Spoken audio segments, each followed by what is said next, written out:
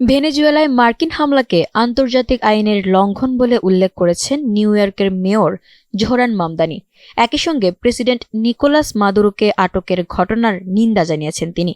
New York টাইমসের খবরে বলা হয়, জোহরান মামদানি ভেনেজুয়েলার প্রেসিডেন্ট মাদুরো ও তার স্ত্রী সিলিয়া ফ্লোরেন্সকে আটক করার নিন্দা জানিয়ে বলেন, এটা যুদ্ধের মতো একটা কাজ, একই সঙ্গে দেশের ও আন্তর্জাতিক আইনের লঙ্ঘন।